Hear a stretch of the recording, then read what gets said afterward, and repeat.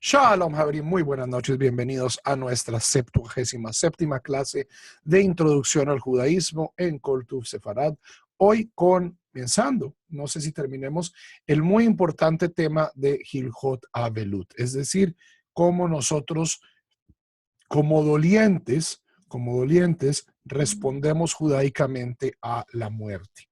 ¿Ok? Entonces, el primer tema, antes de entrar ya en los detalles de las diferentes etapas de la Avelut. Esto importante para las personas especialmente que nos escuchan en diferido, muy importante haber escuchado primero la clase sobre la muerte. No sé exactamente cuál sea, un segundito, miro aquí en nuestra lista de clases, pero el episodio de esta clase de Introducción al Judaísmo, donde estudiamos el ciclo vital de la muerte, es importante para tener el background de pues para esta clase. youtube.com, ok. Primero entonces definamos quién es un Avel, quién es una persona, quién es un doliente y sobre qué relaciones esta persona tiene que hacer Avelut. Avel es un doliente, un deudo, un doliente. El proceso se llama Avelut. Avelut o duelo. Y un Avel es una persona a quien le ha fallecido las siguientes relaciones: padre o madre, hermano o hermana, hijo o hija y esposo o esposa. Estas son las relaciones por las cuales uno hace Avelut. ¿Ok? Ahora, si una persona muy cercana, un gran amigo, un abuelo, un tío, todo esto, pues yo puedo hacer, o sea, puedo lidiar de esto de maneras diferentes. Puedo avenirme de algunos de estos rituales para procesar el duelo, por ejemplo, de un amigo o de un familiar no tan directo, pero cuando a mí se me muere alguien de estas relaciones, yo tengo una obligación de hacer Avelut. No es opcional. No es opcional para mi abuelita, para mi amigo, para mí.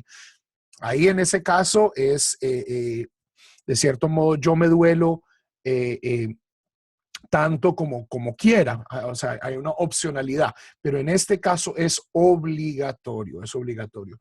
Y algo que la tradición judía en este momento trata de moderar es, o sea, por un lado, la tradición quiere que nosotros tengamos una salida saludable de nuestros sentimientos. La muerte nos afecta emocionalmente de una manera tremendamente fuerte y el judaísmo, de cierto modo, nos provee con unos canales tradicionales para procesar este dolor. Ese es el propósito. Pongámoslo de una vez, las cartas sobre la mesa. El principal propósito de las leyes de Avelut tiene que ver con el deudo. Es decir, esto no es un proceso para elevar el alma de yo no sé qué.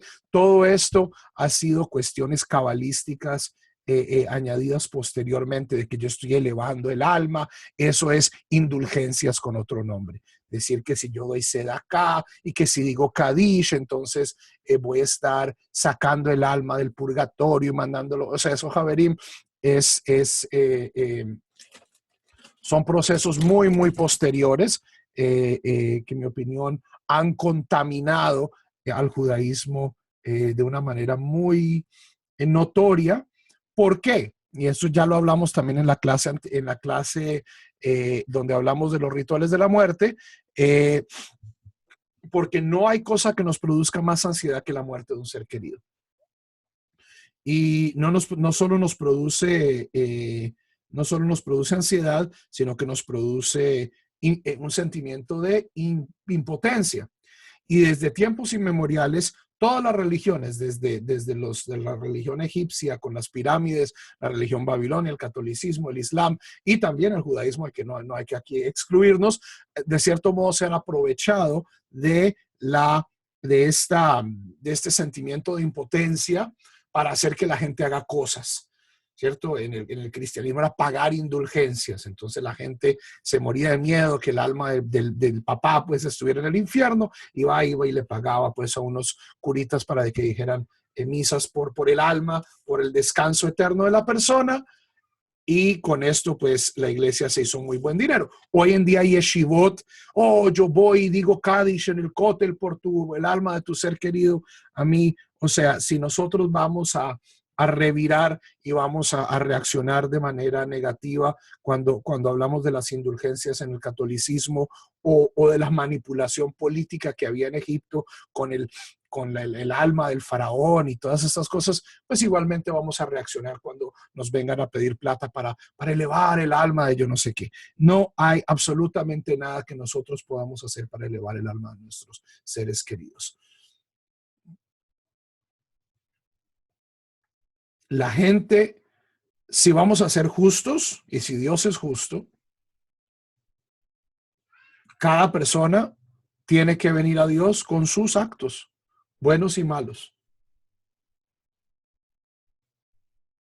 Si Dios es verdaderamente justo, ¿por qué? Porque entonces aquellas personas que tienen medios, ¿cierto? Si yo puedo pagarle a un batallón de estudiantes de yeshiva para que vayan y digan Kadishim y digan salmos en el cótel para elevar mi alma, entonces, ¿qué estamos hablando? Estamos hablando de un sistema donde los ricos van a tener acceso a formas de mejorar su estatus en el mundo por venir.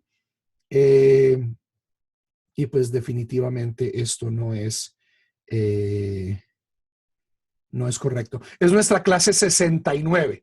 69. La clase 69 es muy importante para entender lo que estamos hablando aquí. Entonces, Javerín, el propósito de estas leyes de Avelut es dar un canal emocional para el deudo, para que la persona que acaba de perder un ser querido pueda generar y pueda manifestar de una manera positiva y encaminar sus sentimientos muy difíciles en este momento.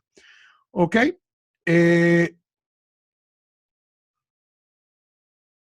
Entonces, en el caso de un padre, una madre, un hermano, una hermana, un hijo, una hija, un esposo, una esposa, la persona está obligada a hacer Avelut.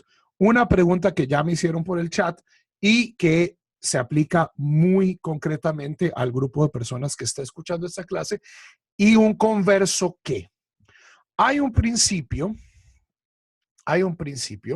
que se llama Ger Kekatan Shenolad Damei.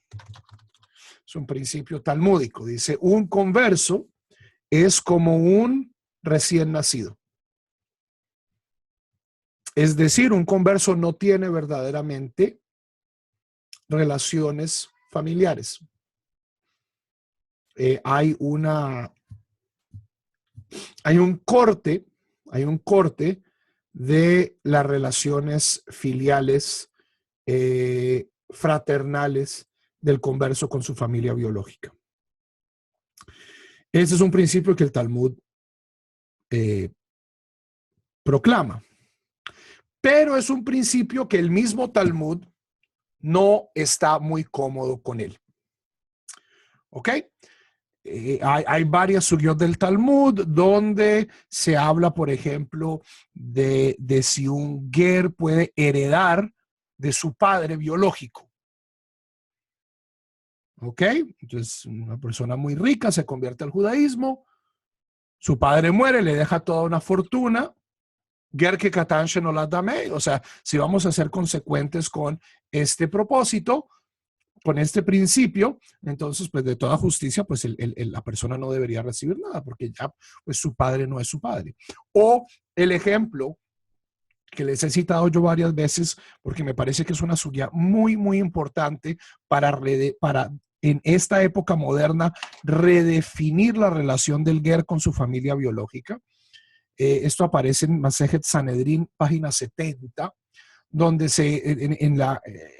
en el contexto de la discusión de las alajot de Benei Noach, se habla de qué pasa si un hombre y una mujer que son hermanos y no son judíos se convierten al judaísmo, ambos, si se pueden casar o no, si eso se consideraría incesto o no.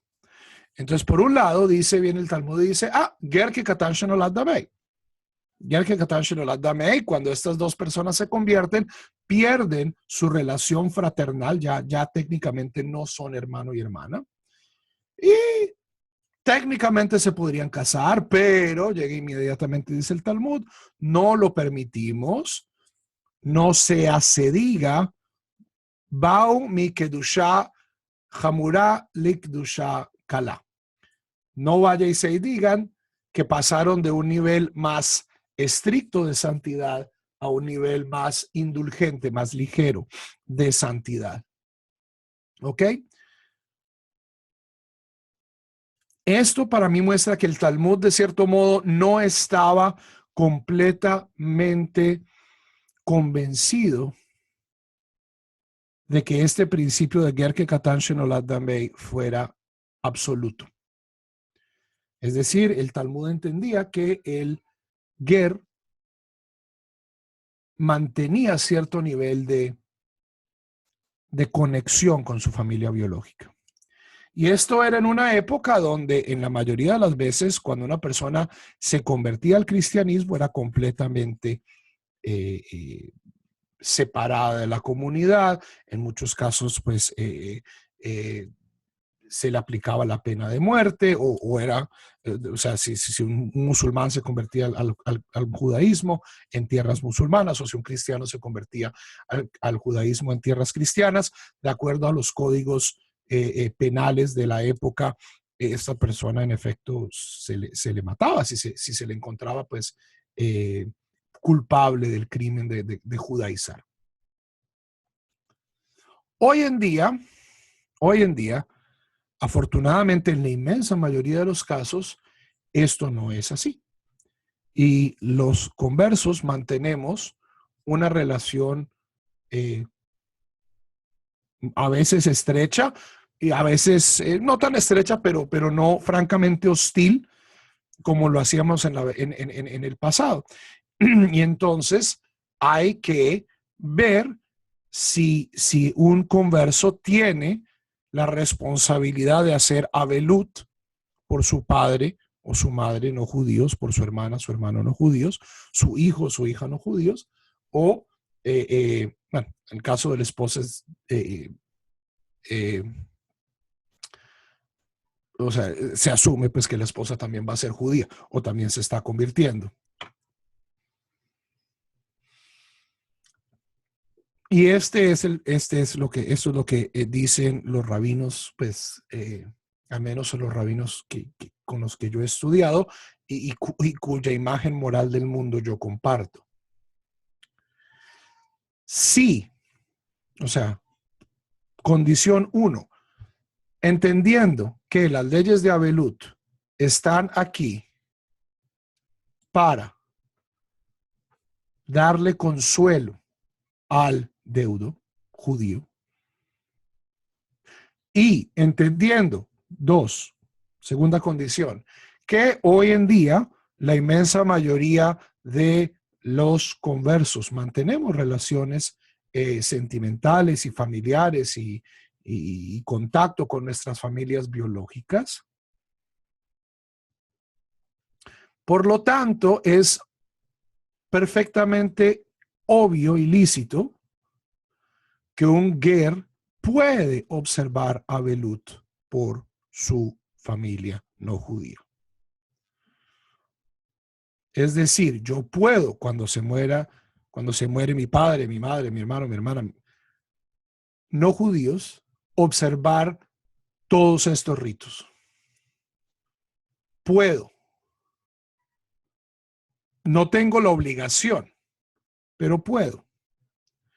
Y en la mayoría de los casos, yo he invitado a mis talmidim a hacer esto. ¿Por qué? Porque, de nuevo, el propósito de las leyes de duelo no es una cuestión metafísica de empujar el alma del muerto. El alma del muerto está en manos de Dios. No hay absolutamente nada que nosotros podamos hacer que Dios no pueda hacer por el alma del difunto. Y un Dios infinitamente misericordioso es muchísimo más buena papa que nosotros con todos nuestros rituales. Las leyes de duelo están aquí para nosotros. Entonces, dado como conversos, somos judíos, ¿ok? Esto nos da a nosotros paz. Ese es el propósito de estas leyes, darnos paz a nosotros. ¿Ok? Entonces, una respuesta larga para una pregunta sencilla. ¿Un ger está obligado a hacer avelut por su familia no judía? No. ¿Un ger puede hacer avelut por su familia no judía? Sí. Y en mi opinión, no solo puede, sino que debe. Hay casos donde ha dicho, mire, no, mi papá tuve una relación muy difícil con él, era abusivo. En ese caso, entonces, pues el ger de cierto modo tiene una salida fácil. O sea, si usted fuera judío de nacimiento, pues no tendría opción. Se tiene que hacer avelut por su padre, así fuera abusivo. Pero pues un ger que tiene un padre abusivo, una relación muy difícil, puede de cierto modo decir, ¿sabe qué? Yo parte de mi camino hacia el judaísmo era un poco alejarme de mi historia familiar abusiva y en ese caso pues la persona desde el punto de vista de la halajá está exenta de hacer avelut por su padre, su madre, su hermano, su hermana no judíos. Esto es perfectamente lícito. ¿Ok? Entonces, no es obligatorio, pero es opcional y no solo opcional, sino, en mi opinión, también tremendamente recomendable. Ok. Preguntas.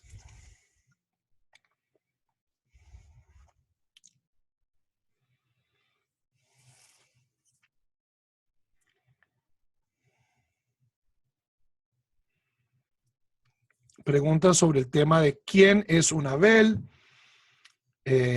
sobre quién se hace Abelut.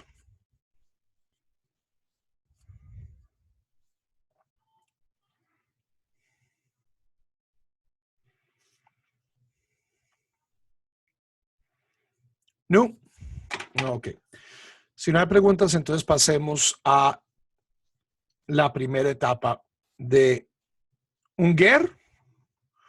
Un ger es un converso. Ger significa converso. Ger masculino, gioret. O sea, literalmente significa extranjero. Cuando la Torá habla de ger, amarás al extranjero.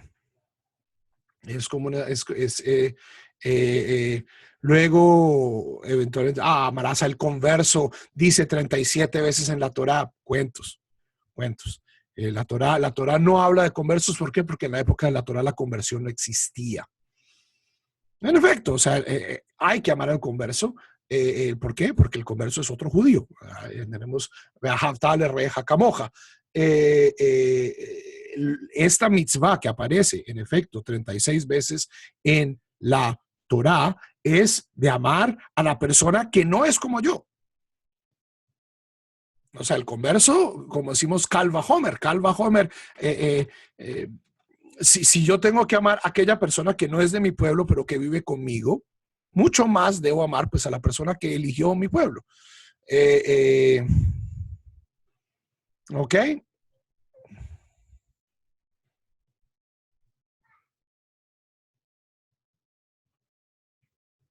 Entonces, sí. Ger es una palabra que aparece originalmente en la Torah para anunciar al forastero, pero que eventualmente acaba hablando también, o sea, acaba cubriendo a los prosélitos, es decir, a las personas que se convierten al judaísmo. Ok, aparecen las preguntas. Uno está en obligación de hacer abelut por la esposa divorciada. No, no.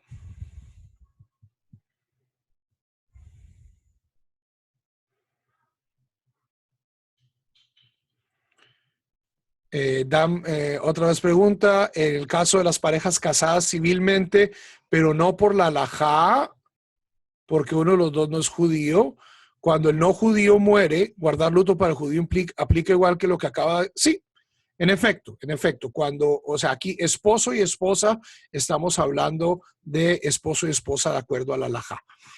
¿Ok? Hoy en día, pues en los Estados Unidos, en partes de América Latina, en el mundo, hay muchas parejas mixtas. Puede que esto no sea el ideal judío, pero pues es lo que hay. Una persona judía debe hacer abelut por su pareja no judía. La respuesta es no debe, o sea, no tiene la obligación, pero puede y en efecto, o sea, en mi opinión, o sea, no está obligado, pero debe. ¿Sí me hago entender? O sea, el punto de estos rituales es darle consuelo a la persona. Entonces, darle un marco de referencia para, eh, para lidiar con su dolor. Ya vamos a llegar a las costumbres específicas de cubrir los espejos, de hacer criada. Ya vamos a llegar a esto, pero en el momento estamos hablando, definiendo el lenguaje. ¿Ok? No hay adopción halágica.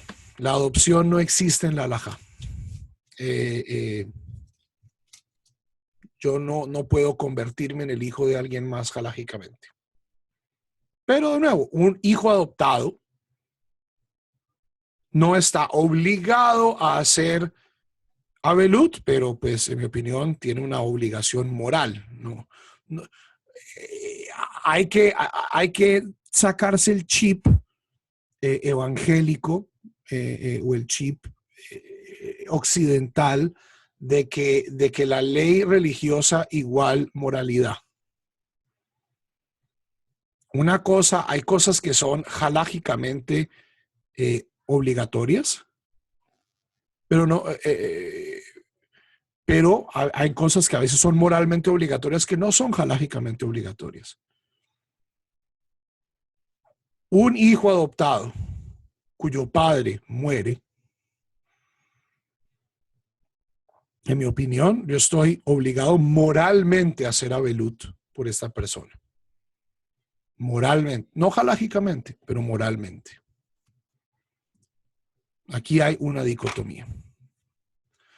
Ok, entonces esta es la definición de un Abel y de la obligación de un Abel. Comencemos entonces con las etapas de la Abelut. La primera etapa se llama Aninut.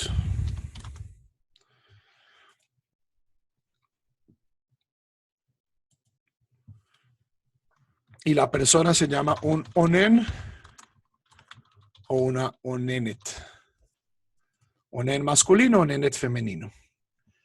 Esa es la primera etapa del duelo que va desde la muerte de la persona o desde que la persona oye, o sea, desde que yo me entero de la muerte de la persona, de mi familiar, hasta el entierro.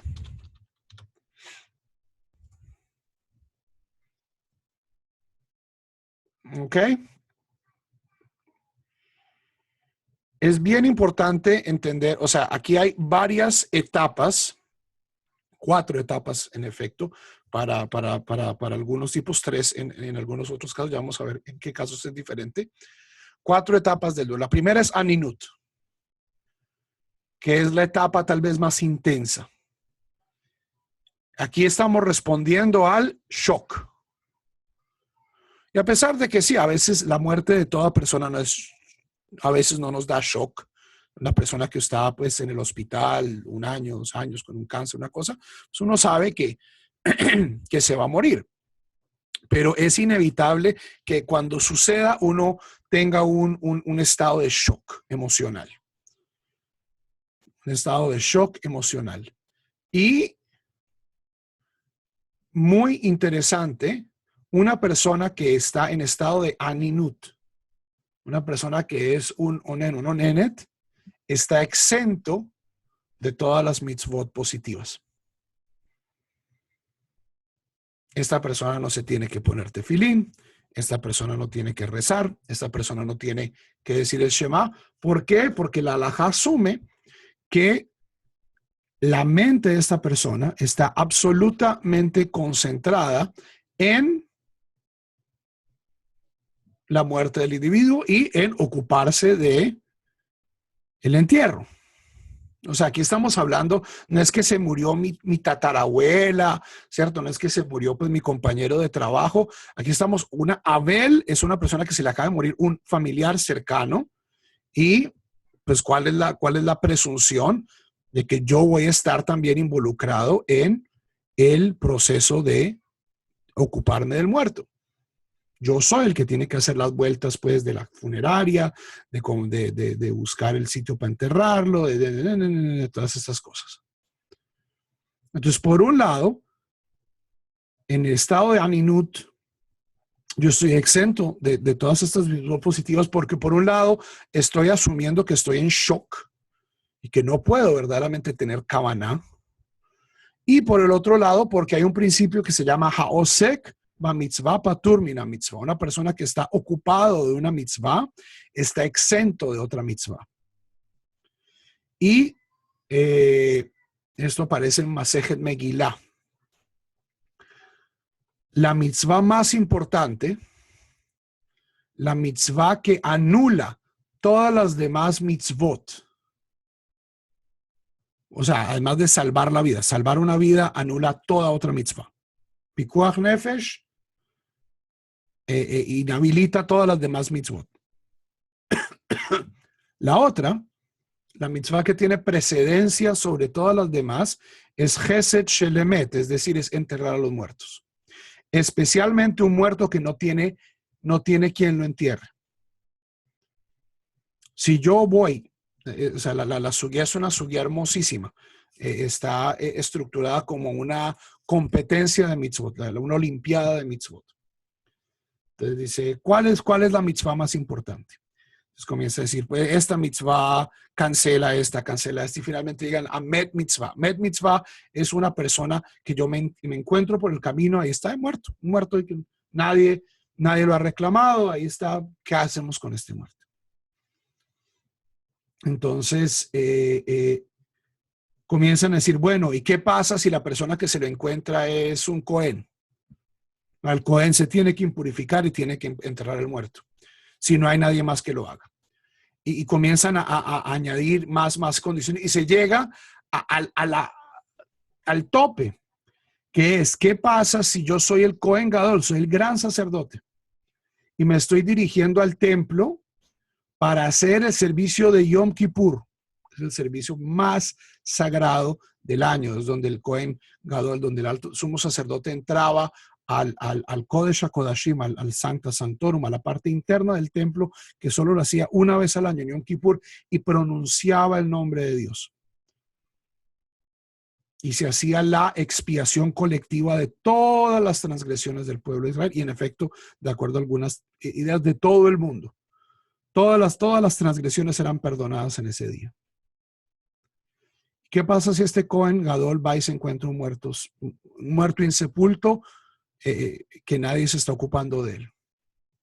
Dice, el Cohen Gadol tiene que enterrarlo. ¿Qué pasa si el Cohen Gadol entierra un muerto? Queda tamé, queda impuro y no puede servir en el templo, no puede hacer el servicio de Yom Kippur. Aún así, nos dice el Talmud, esto es lo más importante. Entonces, enterrar a los muertos es visto en la Torah como la forma más alta de altruismo. ¿Por qué? Porque es una mitzvah por la cual yo no voy a recibir beneficio de la persona involucrada. La persona a la que yo entierro no me puede pagar. Chesed Shelemet, amor verdadero, es dar algo sin esperar nada a cambio. Todos vamos a necesitar en algún momento que nos entierren, todos. Absolutamente cada uno de nosotros va a necesitar que alguien se ocupe de nosotros. Y no les vamos a poder pagar. Y no les vamos a poder retribuir. Chesed Shelemet. Una mitzvah muy importante. Entonces, dado el shock de la muerte, o sea, por un lado el estado emocional de la persona y por el otro lado la importancia de enterrar a los muertos, una persona en Aninut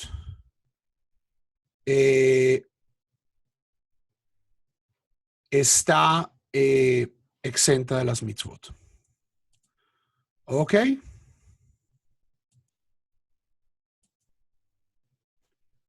Preguntas.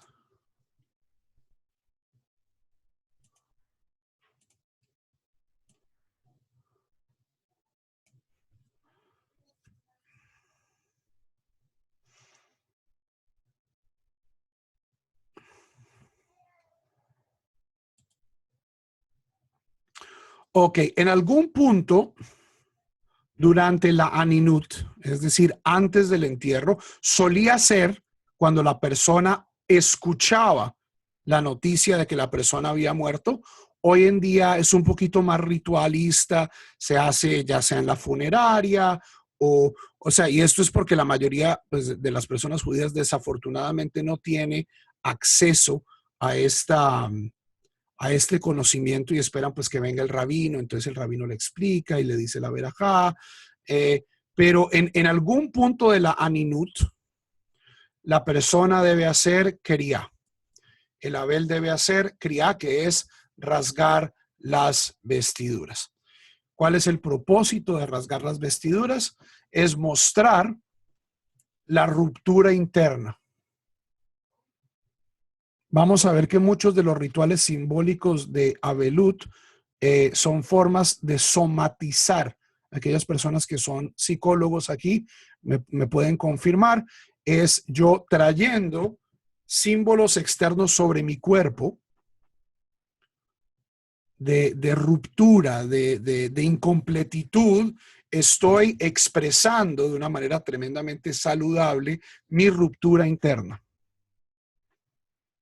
Muy diferente a veces al ethos latinoamericano de la muerte, o sea, por el estoicismo de hay que ser varón, hay que tomar las cosas con resignación y no de absolutamente cerrarse emocionalmente o la cuestión en mi opinión, un tanto patológica de cuando yo me muera, no quiero que me lloren carnaval, No es el punto, o sea, cuando la gente se muere, pues llorar es natural y es saludable y es bueno y es necesario. Esto el judaísmo lo tiene claro. Entonces, en algún punto de la Aninut, hoy en día por lo general se hace ya sea justo antes del entierro o en la funeraria, se hace la quería. La quería, que es la rasgadura de las vestiduras.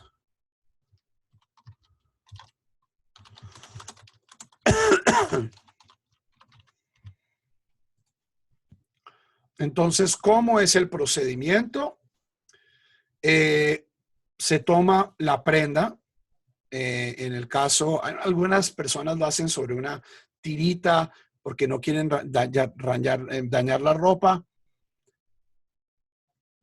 Javerim, se acaba de morir mi mamá, se acaba de morir mi papá, se acaba de morir mi hermano, mi hija, mi esposa. ¿Me voy a preocupar yo por una camisa? En el mundo antiguo rasgaban las vestiduras y esa gente tenía una o dos camisas en la vida, ¿cierto? O sea, la Torá nos dice que cuando Yosef le dio a los hermanos 7 camisas y pues el regalazo, 7 camisas, Dios mío, se acabó el mundo porque me dieron 7 camisas. Hoy en día que todo es made in China y made in Bangladesh y no somos capaces de romper una camisa, porque, Javerim, la ropa que yo rasgo la tengo que usar durante el periodo de Shiva, que ya es el próximo eslabón de la velut. Entonces, se toma la ropa, si es necesario, pues se hace un pequeño corte con una tijera, con una cuchilla, y se pronuncia la siguiente bendición. Baruch atah Hashem, Eloheinu melech haolam, Dayan haemet. Bendito eres tú, Hashem, nuestro Rey del universo, el justo juez. Es tradicional cuando yo oigo muy malas noticias decir Baruch Dayan Emet.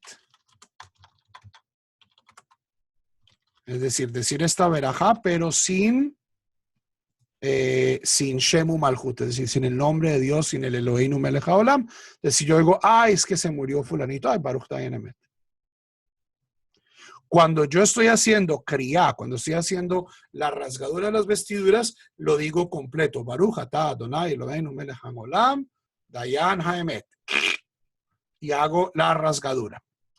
Si estoy rasgando por mi hijo, mi esposa o mi hermano, o hermana, hijo, hija, esposo, lo hago sobre el lado derecho. Sobre el lado derecho.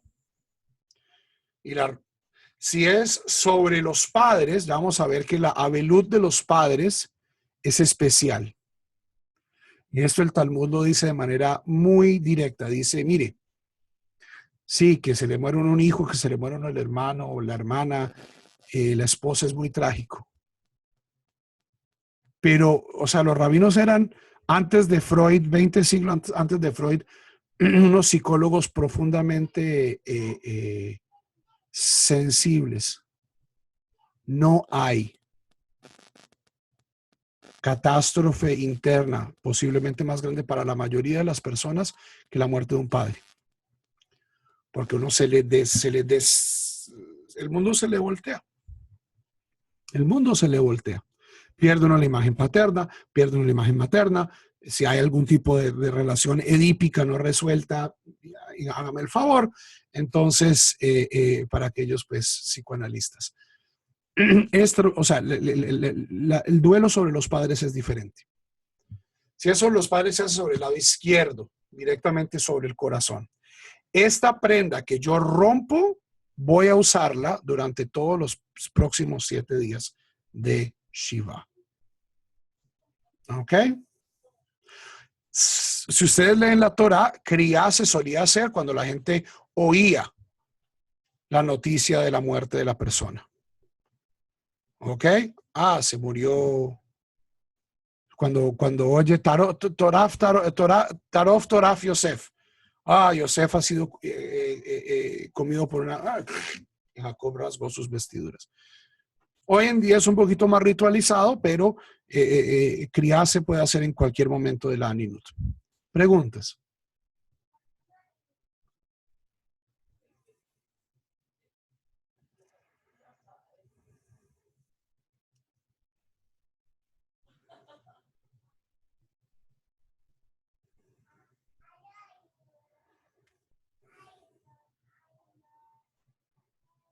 No, ok.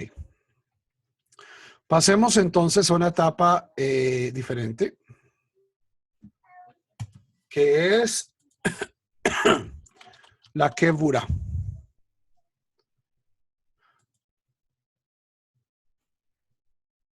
Los suegros no son padres.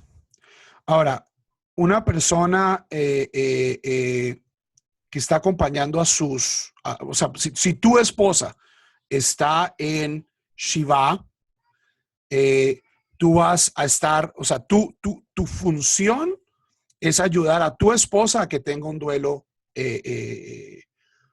significativo. ¿Ok? Entonces tú vas a estar ahí, o sea, vas a acabar haciendo muchas de las cosas que va a estar haciendo tu esposa, pero pues tú no estás en duelo. Y eso te da flexibilidad. Ay, se acabó la gaseosa. Ay, se acabó. Van a venir más invitados. Entonces tu esposa está en Shiva, tu esposa no puede salir de la casa, tú sí. Entonces, a pesar de que tú estás de cierto modo en el mismo contexto, tu función es muy diferente. Luego viene la Keburá.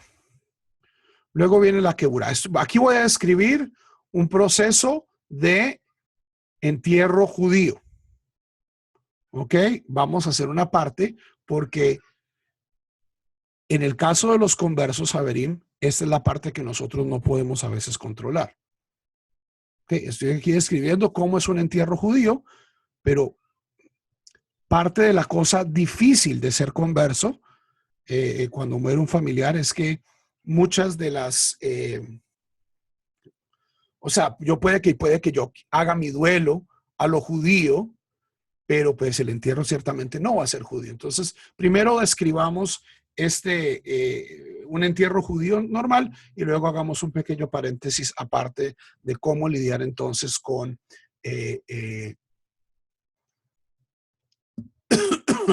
la parte pues de los entierros, de los velorios de una persona no judía, un familiar no judío. La Kevurá, ya hablamos un poquito de esto en el capítulo 69 de esta serie. En el judaísmo es un valor importante tratar de enterrar a la persona lo más rápido posible. Esperar no es un valor judío. Si uno puede enterrar a la persona el mismo día, mucho mejor. En Israel, a la gente se le entierra sin ataúd. Esto es, o sea, hay diferentes costumbres. Nosotros hemos visto que las costumbres funerarias judías han variado. En la época de la Mishnah, por ejemplo, ustedes visitan Bet Shearim en la Galilea, van a ver que el método que se utilizaba en la época de la Mishnah eran sarcófagos.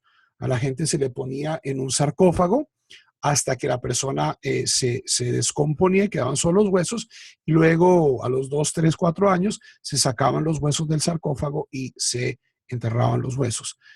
Hoy en día el método preferible es en Israel, es entierro directamente en la tierra, o sea, el cuerpo se cubre en una mortaja y se pone en la tierra directamente.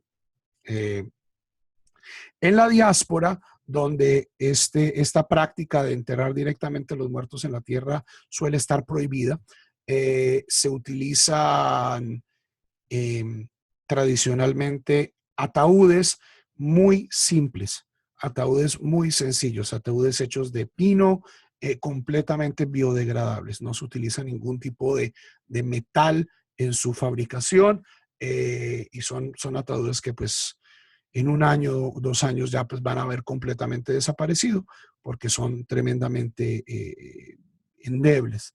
Y ese es el punto. Es un punto social. Es en la muerte todos somos parecidos, el rico, el pobre, el importante, el pordiosero, todos somos iguales en la muerte. Por eso es que hay un tremendo énfasis en que los rituales de Tojorá, es decir, de preparación de los cadáveres, tanto el rico como el pobre acaban con las mismas ropas y acaban en féretros muy sencillos. Esto en la diáspora, ¿ok? En la Keburá hay toda una serie de tradiciones, el cuerpo se acompaña, es una mitzvah acompañar al cuerpo. Por supuesto, esta mitzvah tiene en mente un mundo donde la gente pues caminaba y enterraban al muerto pues afuera del pueblo. Hoy en día, pues por lo general los cementerios quedan lejos y toca acompañar al carro y toca acompañar en la procesión.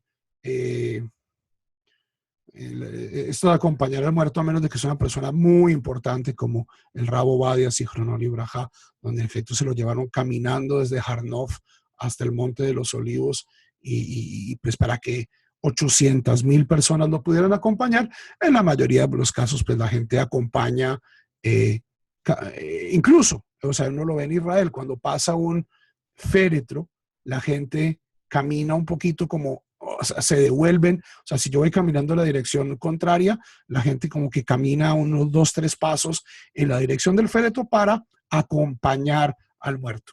Levayat Hamet es una de estas mitzvot que, si recordamos nuestra tefila diaria en la mañana, es una de estas mitzvot que no tiene medida, es decir, yo puedo acompañar al muerto, no tiene medida mínima. Cuando se llega al cementerio, hay diversos rituales que difieren de acuerdo pues el origen étnico, sefaradim, ashkenazim. Hay ciertos salmos que se recitan, ciertas oraciones que se recitan, que no se recitan, en días donde hay tajanón. O sea, todo esto pues es ya muy específico.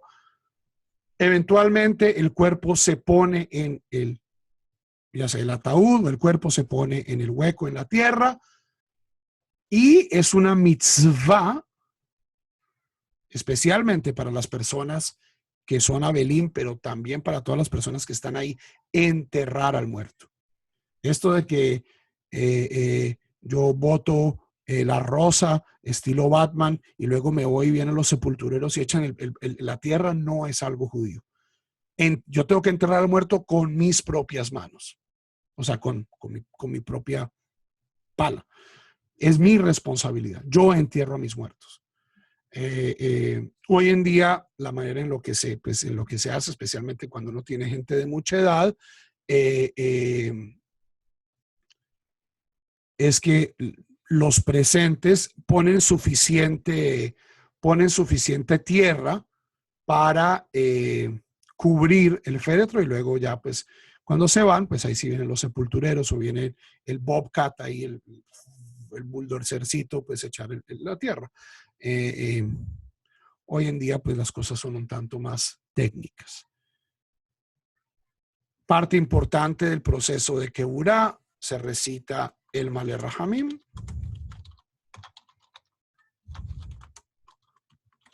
o en otras tradiciones la Nahalá, y Kadish. Y luego se entierra a la persona. ¿Ok? Y inmediatamente, los Abelim, los deudos, reciben Tanjumim, es decir, reciben consolación.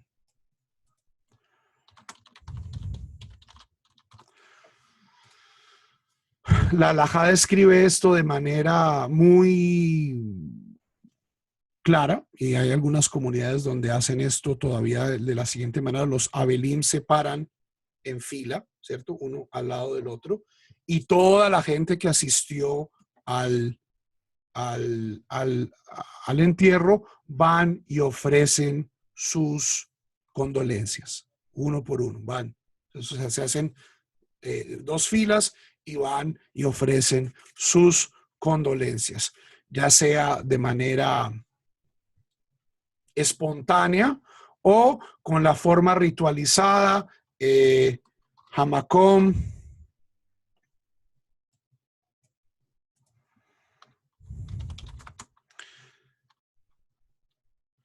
Enahem, Etchem, Betoch, Sha'ar, Avele, Sion, Virushalayim.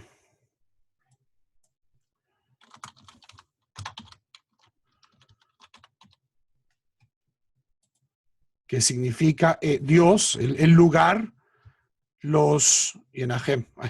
Estoy tan acostumbrado a ponerlo en inglés. Yenahem los consuele a ustedes dentro de los dolientes de Sion y Jerusalén, o hay otras fórmulas entre los sefaradim, que no veáis más dolor. O sea, aquí hay toda una serie pues de fórmulas de duelo, de pésame.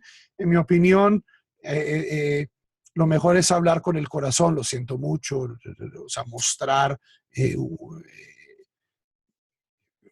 compunción, ¿ok? Mostrar que estoy afectado. Y esto se hace tradicionalmente en una fila, ¿ok?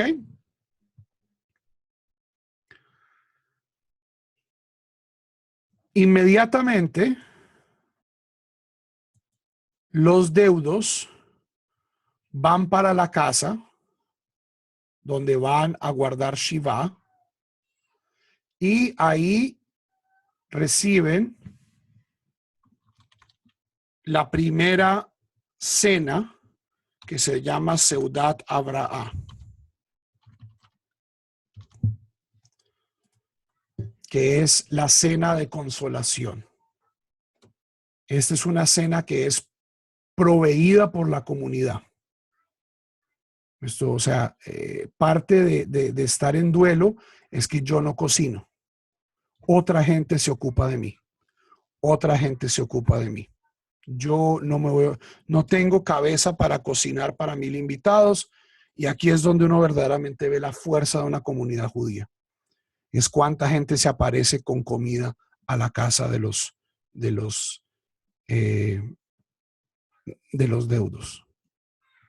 Usted no va a cocinar. Yo me voy a encargar de alimentarlo esta semana. ¿Ok? Y aquí comienza el periodo de Shiva, los 7 días de duelo. Cuestión técnica. Si yo estoy en un entierro que sea por la tarde, en general, o sea, en Jerusalén a la gente se le entierra de noche, pero en la mayoría del mundo, pues los entierros se hacen de día. Si el entierro es en la tarde, y yo no sé si voy a alcanzar a llegar a la casa antes de que el sol se ponga, es costumbre que las personas que están en Avelut se sienten, vayan y se sienten en un taburete, se sienten en una silla para comenzar la Shiva antes de que se ponga el sol, porque ya vamos a ver cómo se cuentan los días de Shiva, y parte de estas leyes de Avelut es la tradición quiere que la gente exprese sus sentimientos de una manera saludable, pero tampoco quiere que la gente se sobreduela. Lo cual, o sea, ni tanto que queme al santo, ni tan poquito que no lo alumbre. Aquí estamos hablando hay gente que no quiere mostrar sentimientos, eso no es saludable. La cosa de echarse pues a la pena de una manera desmedida tampoco es saludable. Ok, entonces la tradición trata de mantener un balance. Entonces, sí, usted va a tener sus 7 días, pero entonces tratemos de que sean 7 días cortitos. Ya vamos a ver cómo funciona esta matemática de los 7 días. Preguntas sobre el tema de Keburá.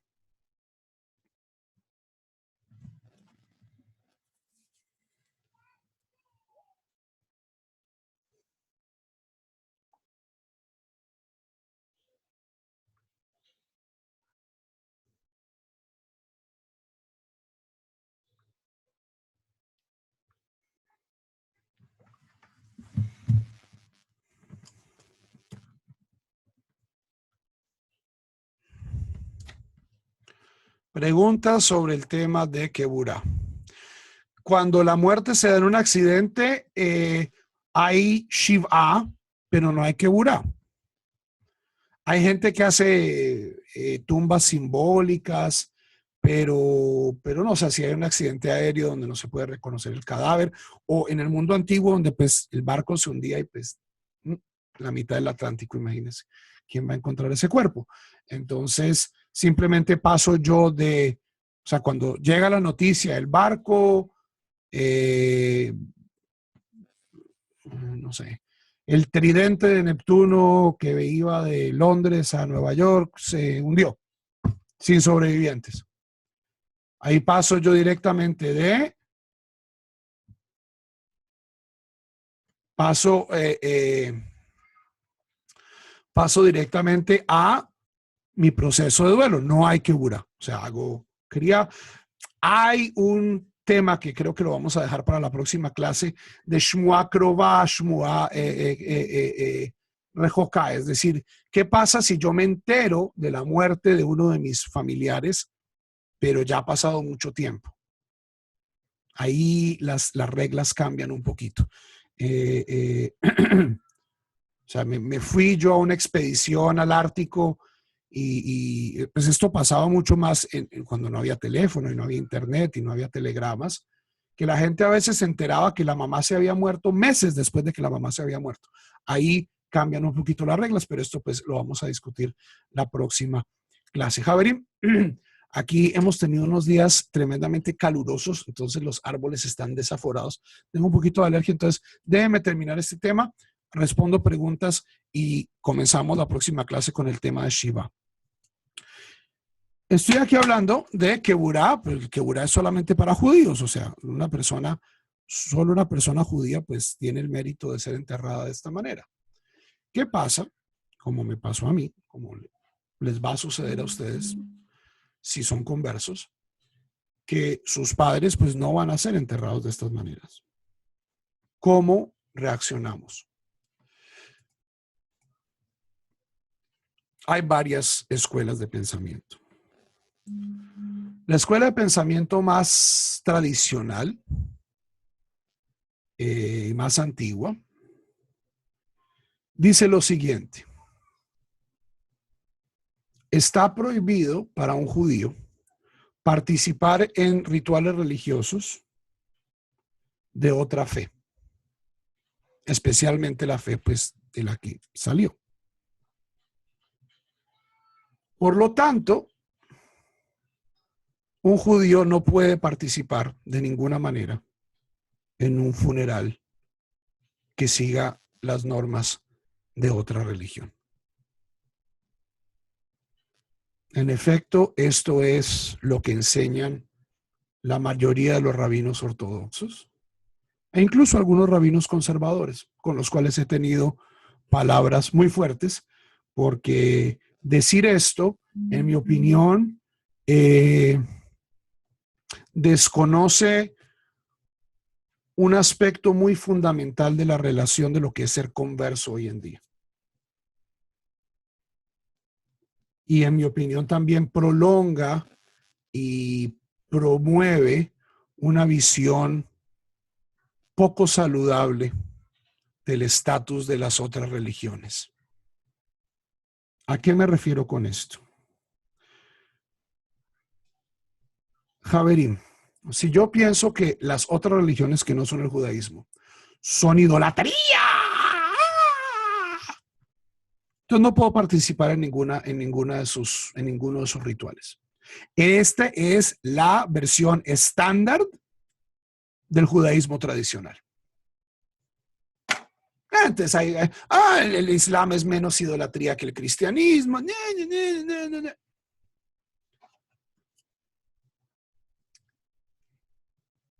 Eso es lo que les van a decir muchos rabinos.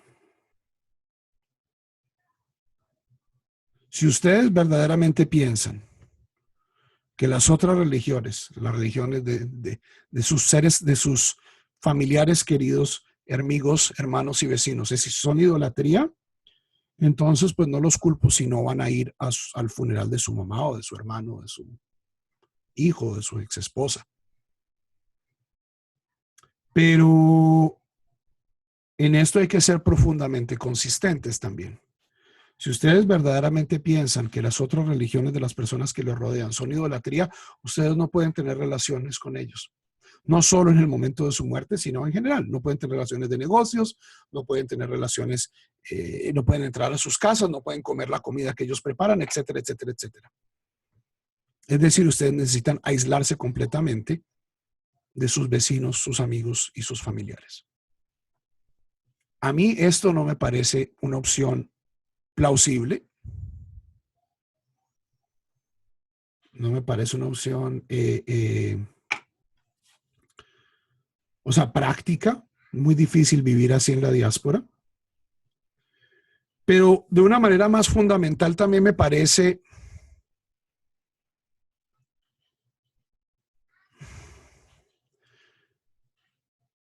una visión profundamente,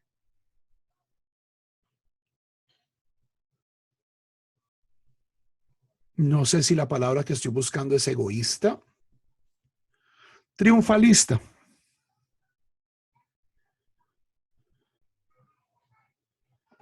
Javerín, nosotros somos 16 millones de judíos.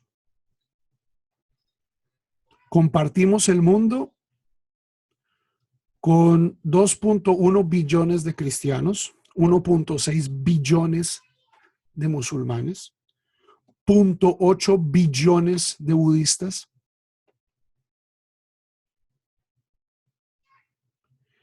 Si ustedes creen que solo nosotros tenemos la verdad y solo nosotros tenemos la razón, pues deben sentirse muy bien cuando se levantan en la mañana. Tenemos la verdad absoluta. Y el 99.9% de la humanidad está equivocada. Debe ser una sensación muy hermosa de despertarse y sentir eso. Pero no se me hace una relación, o sea, no, como una persona razonable, me parece que un Dios que permita esto no es el Dios absoluto y generoso y amplio y dadivoso, generoso en el que creo yo, por un lado. Y por el otro lado, Javerín establece una premisa muy desagradable en nuestra relación con los demás.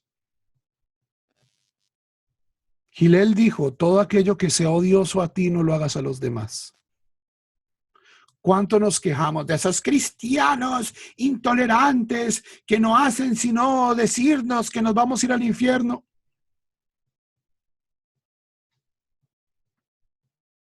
Exactamente lo mismo.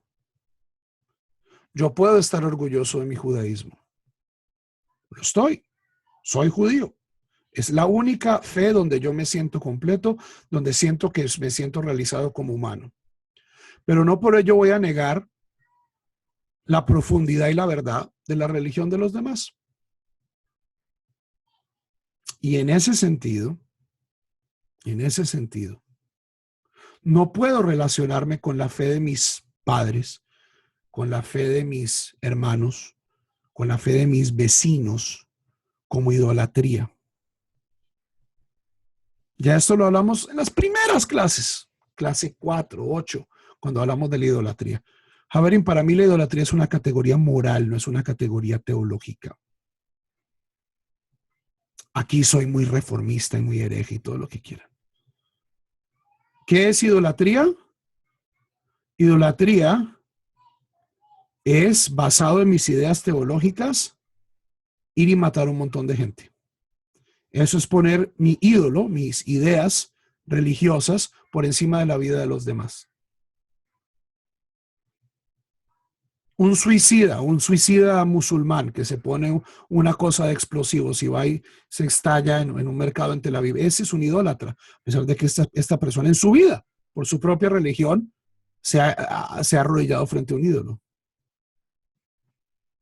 Mientras que la hermana de la caridad, que alimenta a miles de huérfanos al día, que se arrodilla todas las mañanas frente a una estatua de la Virgen, para mí esa señora no es una idólatra.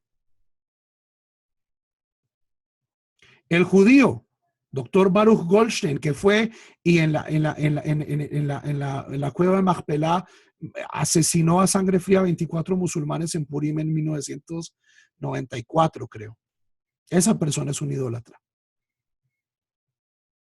De nuevo, no tiene nada que ver con imágenes, no tiene nada que ver con cuál es el símbolo más horrendo de la idolatría en la Torá.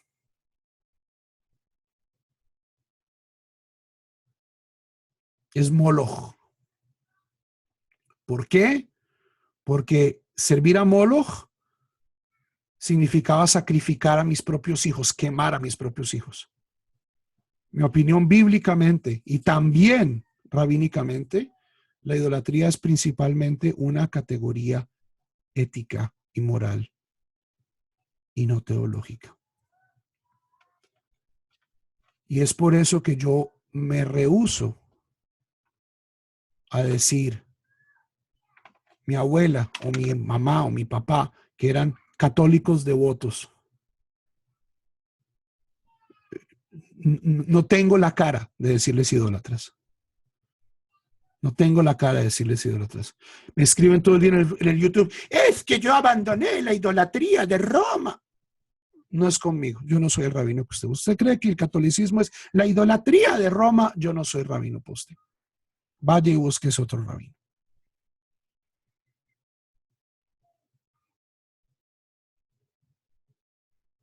Y esto es triste. En las comunidades emergentes yo he visto esto con demasiada frecuencia. Gente que la abuela los crió, se sacaba el pan de la boca para dárselo, crió a 20 peladitos en la casa y entonces descubren el judaísmo en una página, en un canal de YouTube, mi abuela con sus imágenes y su idolatría. Vergüenza debería dar. Usted es el idólatra. Usted es el idólatra. Lo que debemos reconocer es el servicio que se le hace a Dios en el mundo, sin importar las marcas y sin importar los eslogans y sin importar las cruces o la estrella de David o la creciente. Entonces, si ustedes piensan, Javier, verdaderamente que sus mamás y sus papás son idólatras, posiblemente estén en el lugar equivocado. ¿Cuál es mi posición al respecto?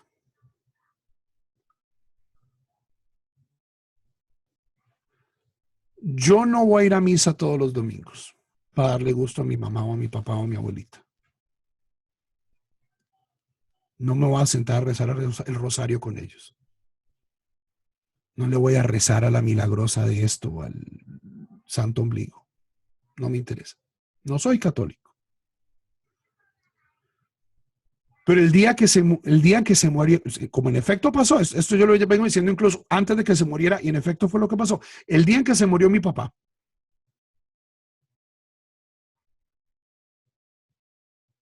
donde está toda mi familia en duelo, yo, rabino, fui a una iglesia católica con mi kipá, me senté en la primera fila con mi familia y estuve ahí. ¿Estaba rezando Padre Nuestro? No estaba rezando Padre Nuestros. Estaba diciendo santo, santo, santo, santo. No, tampoco. Pero estaba ahí. Por honra a mi familia, o sea, por estar en la mitzvah de Nihum Abelim, es decir, de consolar a los deudos. Y la Torah nos dice de manera explícita, es una mitzvah consolar a los deudos entre los gentiles. Yo tengo la obligación de cuando veo una persona doliente entre los gentiles, consolarlo. Mi tía, mi hermana, mis primos, mis hermanos, mis sobrinos, estaban ahí. Yo estaba haciendo Nihum Abelim en una iglesia. No solo eso, sino que como yo soy el curita de la familia, fui y hablé y di una elegía en una iglesia católica. Y luego salimos de al cementerio. Como mi papá le hubiera gustado, había un sacerdote, dijo sus palabras. Y luego yo dije mis palabras.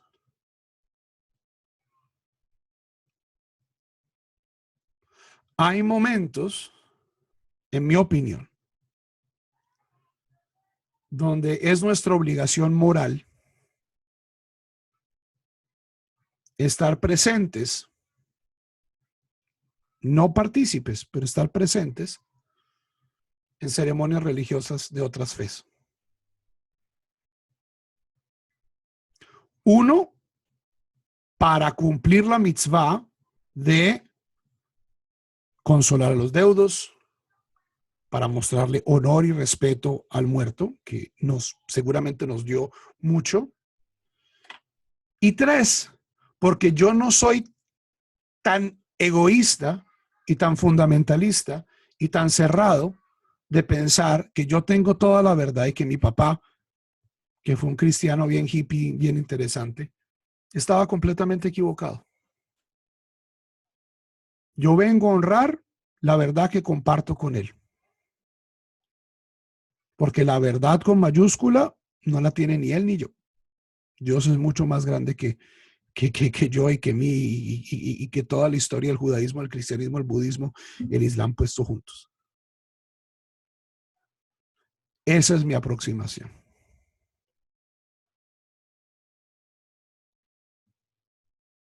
¿Equivocado? Seguramente. ¿Habrá rabinos ortodoxos que piensen que esto me descalifica completamente? Ciertamente. Sí, absolutamente. Incluso hay un par de rabinos conservadores que dirían que esto es inadmisible. Yo tengo que escuchar a mi conciencia. Para mí, las iglesias católicas no son casas de idolatría.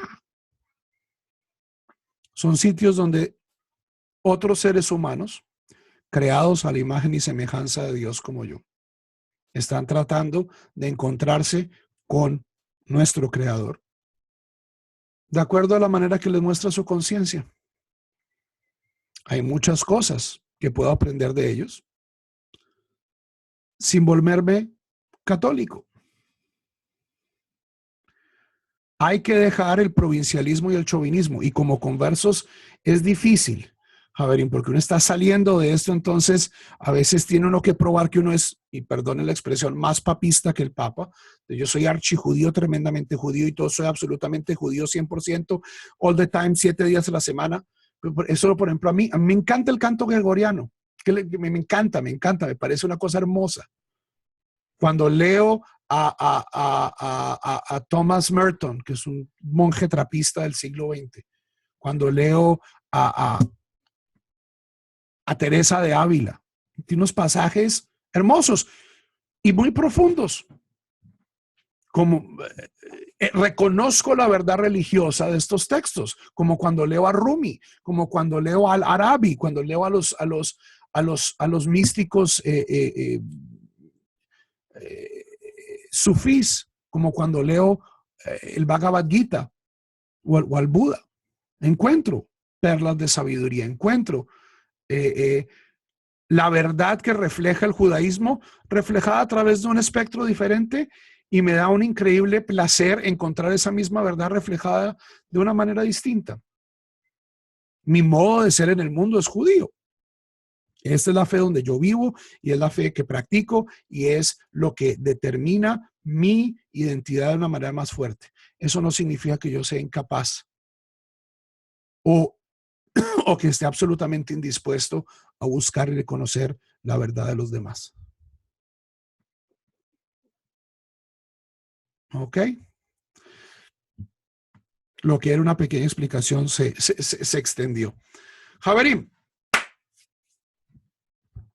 pásenla bueno. Hagan mitzvot.